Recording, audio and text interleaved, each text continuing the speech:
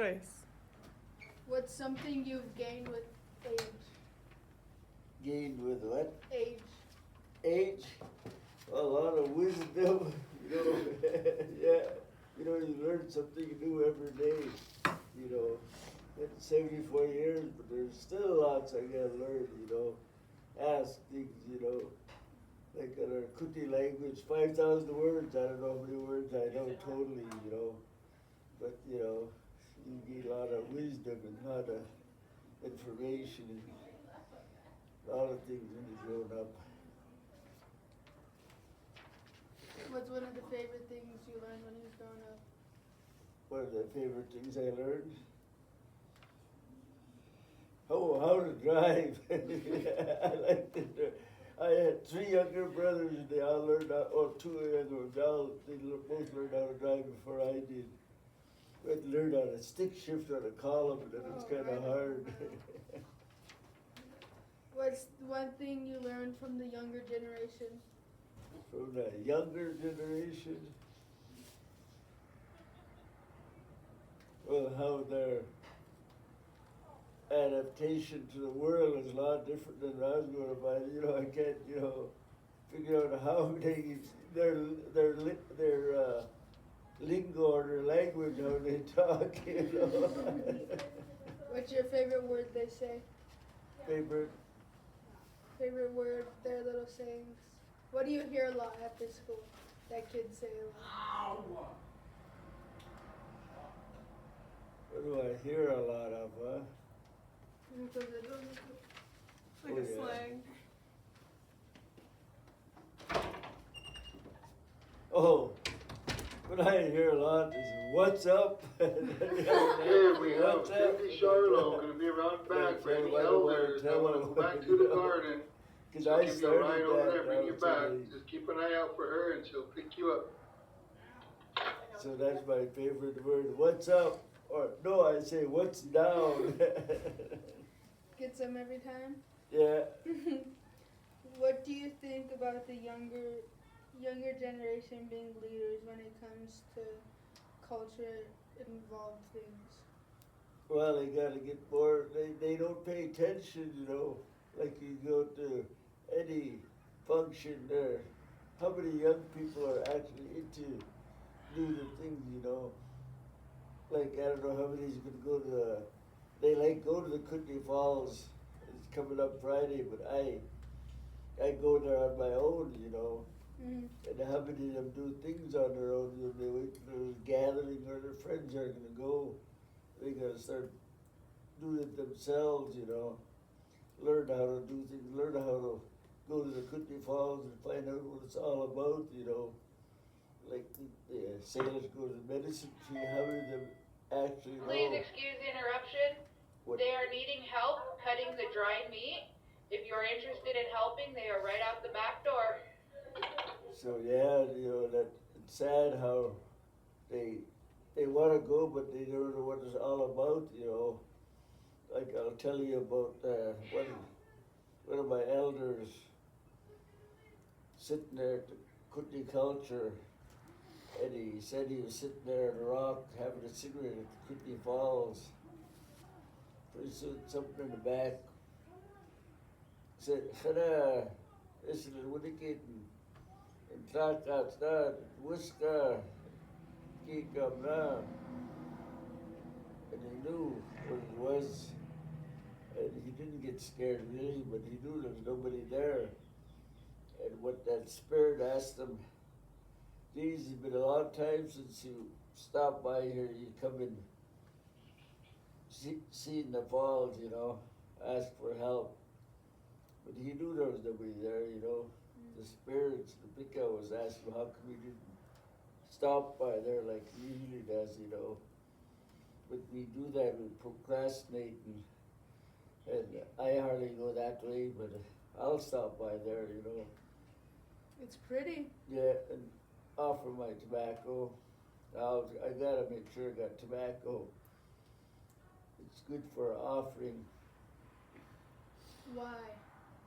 Just like tobacco is natural. Yeah. Yeah, like where I'm from, Tobacco Plains, and I haven't, asked whereabouts Eureka or across the border where they grew the tobacco long ago. Well, it's like even with like little people, they'll ask for tobacco. Yeah. Like if you see them, they'll be like my uncle told me this story. He was up hiking the Swords Lake, and he was way up there, and he seen something run, and so he stopped because he thought it was like an animal or something, and this little guy popped behind a tree and told him, "Leave your tobacco on that rock right there." And so my uncle left it, and then he kept walking up to Swartz Lake, and then he came back, and that pack of cigarettes was gone. Yeah. Please excuse the interruption. I Yeah. have the list of winners for the fry bread contest. In first place, we have Judy Harlow. Second place, we have Maxine Michelle. Third place, we have Kiki Tennis. And in fourth, we have Peyton and Arlena. Yeah. Yeah, see, like that. Kikoman, well, it's part of Kikoman. That's what they call that little guy. And they said some of my friends a lot ago we had outhouses. Mm. When you walk that way, you see them running around or sitting there, and the little boys and girls be the only one that see that little guy. Mm-hmm. You know, I never seen it when I was growing up.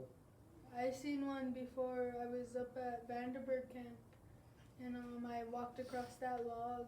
You know that log across the creek? I walked across that. I was kind of in those bushes, and I thought it was my dog because I heard little footsteps. Yeah. And then like I turned and I seen it, and I just looked away because I was scared. And I ran back across that log, and I told my dad, and I had to sit in the truck. And then we went to my tupies, and she started smudging and stuff because said they're bad luck. Yeah, I mean, you know, yeah, a lot of things like us we see, Kurosumi, it's either small or it's pretty big, that big. Most times it's black and white with an orange spot, a butterfly. And that's a bad sign there. Or moths. Yeah, and twice I seen it there when I was cutting weed, cutting the grass along a fence at my friend's house, an old man, and I had to take a break, and I had 6 feet to go. And I took my break, and back, I was electric weed eater, got to go to get, I just barely hit the grass, see the moth that big, you know, and I just dropped that weed eater and walked away, and I went and told this old lady, Mary David, and how she talked. She said, "Gee whiz, why did you have to see it?" But it was inevitable. I would have seen it, you know. But They wanted your attention. then my uncle passed away a week later. No, this one time there's a big old moth on our porch, and it had eyes on its wings. And not even a week later, it was a couple of days later, my auntie passed away. Yeah, you know, it's inevitable. It's gonna happen. You can't, like we do medicine dances, do stuff like that, to ask for help, but you can get help. But I mean, things like that, you know that it's. Yeah, you can't just like. I don't know. I've always got told everything happens for a reason. Yeah. Like Leonard Michelle told me when I was digging Ayut or medicine, and we're up there in Lolo, and I've been up there a few times, and so he was out of Ayut, so I got to take him up there in a couple of months, but we're digging around, and pretty soon I pulled that one out, and I looked, and I kind of took some of it off, and it was purple, and I was told that's a bad kind. So later on, when I was visiting, talking at the hall, and you know why that happened? I said, no, I said, the Spirit was telling you, you know, that you will eventually see that bad kind and dig it, and I just stuck it back in the ground. I didn't offer tobacco like I should have, though. But all the years, like over 20 years, I've been digging iron up. That's the only time I found a bad one. And tell you, if you never go harvest and dig it out, it's purple. It's not white like before you clean it off, it's all white, you know. So it was telling me that's the bad kind, you know, showed me. That's crazy. Yeah, so in our MDs, I wasn't sure you could get help, but sometimes you may never get there. Know the answer, know why. Like they say in language, why, when, where, who, or what, you know. And you don't know when it's gonna happen or where it's gonna happen, you know. Yeah, and it's crazy because this one time I was drinking with my friends and Riley, to the office, please. I Riley. had to go to the bathroom, but we were near no bathroom, so I took Elias. Yeah, I know. I took him with me, and cause I was scared, I didn't want to go by myself. And he came with me, and we're like standing there, and he's like, "I'm not trying to scare you, Mayor, but Sasquatch is right there." And like, he's related to Sasquatch. Who? Elias. Is he? Like that's where like his family comes from. Oh, really? Like they believe in that, and that's his uncle or something. He was telling me about it, and he's like, "Don't do nothing," but he's staring right at us. He's like, he's as big as the trees, and his eyes are green, and he's staring at us right now. And like I was like, I'm just gonna. You told me not to be scared, so I was like, he started talking to him, and he was like, "My friend's right here. She's going to the bathroom. We're gonna be out of here in a little bit." And he's like, "Just leave us be." And then you just hear footsteps. Like it wasn't us either, cause I stood there and I was like, he's like, "Shh, be quiet." And so we stood there and we just heard footprints walking away, and it was loud. Like it was like wasn't no like human footsteps. It was just like boom, boom, and then you hear like a tree snap, and I was like, "Oh no." And then as soon as like we heard him walk away, I was like, "Dude, let's get out of here." And we left. And I never really believed in Sasquatch. Yeah. I thought he was just like a folks tale, cause like they make TV shows about it, like them chasing Sasquatch and stuff. So I never believed it until that night, and it like when he said that, it stunk. It smelled bad. It's got a bad odor. Yeah. I was like, and that's when I knew Elias was telling the truth, because it was either a Sasquatch or a bear. Yeah. But he said it was standing tall and it was just staring at us. And I was like, oh no. It was scary though, because I was like, what the hell? And I was like, after that, I didn't drink for a long time. Because I was like, he was telling us something. He wanted to be seen. They're telling you something. And after that, my brother got sick and he went to the hospital and he passed away. And he passed away like not too long ago. Well, because his funeral was just last week, and that's why I haven't been here for 2 weeks. Because he was in the hospital. And then he finally just passed away. But I like took that as a sign, and I was like, dude, I'm not drinking no more, and then after that, I don't know, it's just don't really do nothing no more. I didn't even want to come to school today. Yeah, I mean, I tell you, I talked to a brown bear and a black bear up in Bannerman Camp. And he was from here to, probably just past that camera, not that far away, just standing there looking at me. And I talked with him, I told him, now go away. I said, we're camping up here, we got kids. You have kids and a lot of food. There's all kinds of country out there for you to travel in. Leave us alone, we're not bothering you. But he stood there, looked at me, and he walked away. I know. Well, when we was camping up at Vanderburg Camp, me, John, Sarah, and Emma, and Viv, we decided to go on a little walk because Arlene said to keep ourselves busy. So we're like, we'll go on a little walk. So we started walking, and John's all, let's hike up this hill. So we hike up this hill, dude, and then there's just like a bear, and he's like just looking at us. And I remember you told us to talk to him, And I was like, hey, I was like, we're just here. We just wanted to see what it looked like up here. I was like, we didn't come here to bother you or nothing. I was like, but we'll get out of here. I was like, our camp's over here, not right here, so we'll leave. And then he just still stood there and looked at us. And then we started walking away, and then, I don't know, we didn't see it after that. And I was like, dude, that was close because, like, well, it wasn't like too close to us, but it was close. Yeah. Like enough for him to just run and be right in our face. And I was just like, dude, I was like, that's scary. I was the first one down the hill and back to camp. I was like I'm not scared of them, but it's just the thought. Yeah, like our grandmas, they must have heard it. I never really listened to it. Like I was talking today, I said, I guess we hear, but we don't listen. My grandma would sit on a bed all day, play cards, do beadwork. And I remember this one name, Indian name, and I found out it was one of my distant cousins, a Gravel that lived in Dayton, started a store there. Utspo was his name. And then Wolverine. And see, all our elders, the Kootenays, they only had one name. They never had no first, last name. Like that, when they call him Utspo, he was a Gravel, but I don't know if he had, that's the only name they gave him, you know.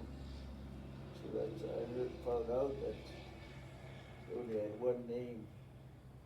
And then, when I first got to day 3, had this story about Chief Dan Jordan. I would ask her for it again, but Chief Dan Jordan says we're not communicating with the animals, you know, talk to them, and like we talk to our cats and dogs, but all animals, birds, you know, eagles. It was, you know, I blow a horn at an eagle, but he's up high in a tree. But and I told my coworker Arlene, that we're up there in camp, I would have talked to him. It's that they must be closer. I would have talked to him usually yet, you know. I want to get close to him. I want to tell him, I want to hug you, give me a hug, you know, that we're friends, we're brothers, that I'm not going to bother you, and, you know, you don't bother me, you know. Just like Pot the Leak, he'd talk to bears and bears would hang out with him. Who's that? Pot the Leak. Oh yeah, that's what I heard, yeah. They just talk to him and they'd just come up to him. Like he could sit next to a bear and they wouldn't attack him. There was one on his porch, he had his arm around his... Like, yeah. Yeah, I see that picture. He's like just chilling with that bear. Like, yeah. But Pot the Leak, that's a real sacred man right there. But he knew it, and he's communicating with him, you know, and like I said, I would have talked to a grizzly bear yet, you know. The Ika too, I don't know, that's I would say it's a myth, but like you said, Eli, she's in there, and they say it's a big person, big human being, 7 to 8 feet tall, big arms, big head, that he could one step 6 feet, you know, or longer. And Arlene's brother up there at the end of the reservation is watching the reservation line. So when like people come in without their permits, but he was talking about it that he didn't see these branches break, but 20 feet from the cabin he went there and seen about 20 feet in the air. A branch broke, it was big. And he conquered it, branch, that big break, you know, no wind, no nothing. And he walked all around, couldn't find it. So then he kind of wants to grab it, pull it, and take it away. He could use it as a club, you know. It's crazy because I've heard a lot of stories about, like, even Goatman. I've heard stories about him. This one story that my Tupi would always tell me is there was this drunk guy and he was hitchhiking, and the devil picked him up, and the guy hops in, throws his bag in the back, and he's sitting there and he's like, "Do you got a cigarette?" asked the guy that picked him up, and he's like, and he kept hearing in the back seat, and he kept turning and looking, And he's like, what the hell is that? And then they started sitting there, and he's like, I really wish I had some vodka right now. I would do anything for a cigarette. Just saying he would do anything for all of this stuff. And he just kept hearing that in the back seat. And he kept looking, and he's like, what is that? And he just keeps saying, I wish I had more alcohol. I wish I had more cigarettes. I wish I had this. I would do anything for alcohol. I would do anything for cigarettes. And the driver says, look in the jockey box. I think I might have a cigarette in there. And that guy, he opens the jockey box, and everything he wanted was in there. Everything he said he wished he had and he would do anything for was in there. As soon as he opened that, he like started hearing that in the back seat again. And he turned around and he said, what is that? What's rolling around back there?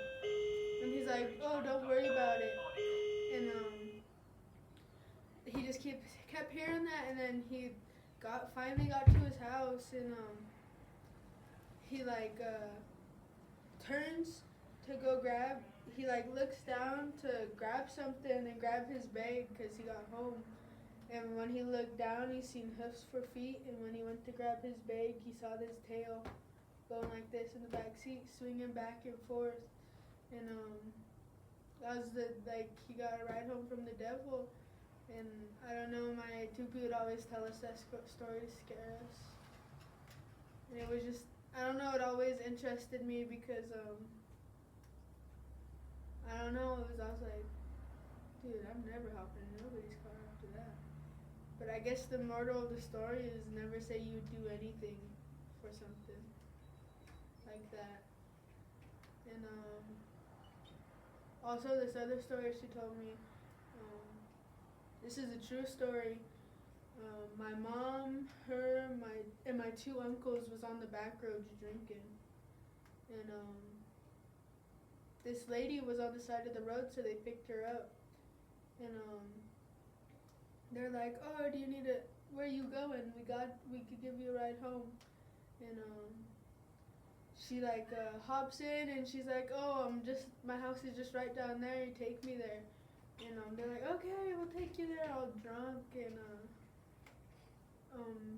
she started acting weird like just being weird to them. And she hops out of the car because they were like, get out, like you're giving weird vibes, and my tupi didn't like it, so they told her to get out. And then they started driving, and all they hear is like a goat, or like just like a horse running. Yeah, like horse, you hear like yeah. the hoofs, and they like turn back, and that lady's running after them with hoofs for legs. Yeah. And I don't know, they'd always tell me that story, and like I was like, maybe you guys was just drunk. Yeah. But when you're drunk, your soul leaves you. Yeah. And lets demons, like, they fight over you when you're drunk. Yeah. And that's why people say you're not you when you're drunk. Yeah. I always got told that. Oh, it must be J3's, or is it Sapphire? No, Sapphire must have took hers.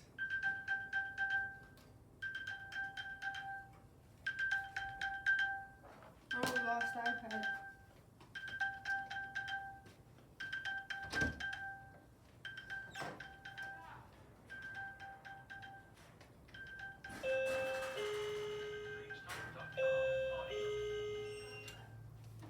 So how many more questions, or? I think like 3.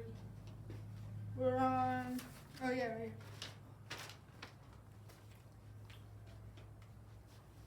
here. What's your favorite thing about being native? Being native? Yeah. That we're one of a kind, that could have lived on our own, like way back, like our ancestors are, and I like to do that. Try to live off the wild, live out the woods, like our ancestors did. No electricity, no running water, no, how many people can do that, And like they tried to kill us off, and we're still here. Yeah, I mean, and we never, I don't think they'll ever do it, I don't think so either, because even they try to wash us out, they just try to kill us all. And then, I don't know, another way of killing us is making us live like this. Well, I mean, yeah, you Like know. killing our, like not just like, yeah, we have native blood in us, but does that really make us native? Yeah. If you really think about it, because there's natives that don't even want to learn about their traditions. Yeah. They don't want to learn about their culture. They don't want to learn about none of it. And some of it is they're embarrassed. They're embarrassed Yeah. because, I don't know, because I went to public school in Washington. They didn't even know we was still here. Yeah, I mean, you know, some guys go to a power. A little girl wanted to go to teepee, see what it looks like, you know, they never, yeah. Yeah, get scared. Can I go in? Let's go ahead. Can I go? Okay, if you could change anything about your community, what would it be and why? What's that now? If you could do anything to change your community, one thing you could change about your community, what would it be and why? Well, the main thing is this fentanyl is bad, drugs and drinking both, you know. If we could curb it down, you won't ever be like Alkali Lake. They were 90-some% alcohol free one time, but they turned around out there. That's cool. Yeah, I like to head up there and find out and visit them, talk to them. That's actually badass, but you think around here, I went to Washington and their alcohol was expensive. I come down here, I could buy a beer for $1. Yeah, I mean, you know, it's, Cigarettes are also cheaper here. yeah. Everything's cheaper here. Like even, also, I was watching this podcast and there's this guy and he was like, I've known a crackhead since I was 15 and he died from one hit of fentanyl. Yeah, yeah. He's been doing crack most of this guy's life, and he took one hit of fentanyl and he died. Yeah. And so fentanyl is just like, it's not good, it's not natural, it's No. like, no drug's natural. No. But fentanyl, they made that shit in a lab. I believe that's a lab. Yeah, and then they make it look like candy and Yeah. tell people it's candy, giving it to kids even, you know. Or like they'll lace other drugs with it. Yeah. Like they'll lace fentanyl with meth, and meth with fentanyl. And like my cousin, she was big meth head. She was big into meth, and someone sold her fentanyl, and she took one rip and she overdosed. Just even the slightest bit, and she overdosed. And it was crazy. But it's weird because how do they have fentanyl in hospitals? Well, they get them anywhere. Like I just Yeah. need the paper to get them in jails, you know. It's like, dude, what even? But how is this fentanyl that's on the streets worse than the stuff that they give you at the hospital? Like, how is this stuff in the streets killing you? It's But really- you go to the hospital and they give you fentanyl and you don't die. Yeah, I mean, well, they know just how much to give you in the Yeah. hospital, the dosage. Because the ones out in the street, they just lace it so high, you know. It's just horrible, dude. But, okay. How do you handle racism within and outside of the res? Handle racism. How do you deal with racism on the res and outside of the res? Well, racism, I know, like, it's kind of hard to explain. Because, you know, I got colored friends, yellow friends, you know, the Chinese, colored Negro, and all other nationalities. But like you said, when the Creator put us on this earth, He just put on, it was all white, black, red, and yellow, you know, and we all people, and you know, till I don't know how many years after, you know, racism come about, you know, when people started going to other countries, you know, they were all well and doing good in their own country till they left and they went and, you know. I just don't even know why racism is a thing. I mean, how it started, how it originated, Yeah, why it started. Because in 4 questions they told us our language deal. What, who, where, when, and why, you know. Their main question, you know. Yeah, like who started this racism, what caused it, you know, where it come from, you know. And there's like, it's not even that, it's like, it's not racism, but it's like, even like when you walk into a store and all the white people stare at you. Like that's, I don't think it's racism, but it's just like, they're judging you. They're judging you hard. Like, or like you like dude, when I used to, like when I went to Washington and they were like, oh, what are you? And I was like, oh, I'm Salish. They're like, what's Salish? And then I told them I was Native, and after that I just kept getting looks. Like and they were just amazed. They weren't being racist, but like they were like, they're like, what? Like, I don't know, but the only racist I ever got was when I went to NYC. Yeah. And there's this girl, and only time I really felt like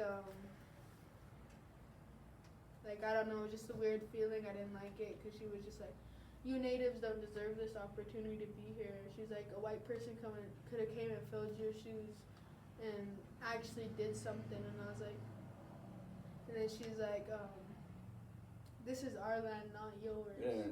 And I was like, this is not any of our land. No, it isn't. Earth owns us. Yeah. We don't own the earth. Yeah. That's what, and then it's just like, dude, we all came from the same place. Like, we all got put here on this earth, so why is it such a big deal for different colors? Is my question. I just feel like racism is just like ignorant white people. And that's why I grew up not liking white people at all. And it's like, it goes both ways. Like, Native people, there's a lot of Native people out here that hate white people. And that's racist. Yeah, that is. It's not only them being racist to us, it's also us being racist to them. Yeah. And that's what people really need to get. Yeah.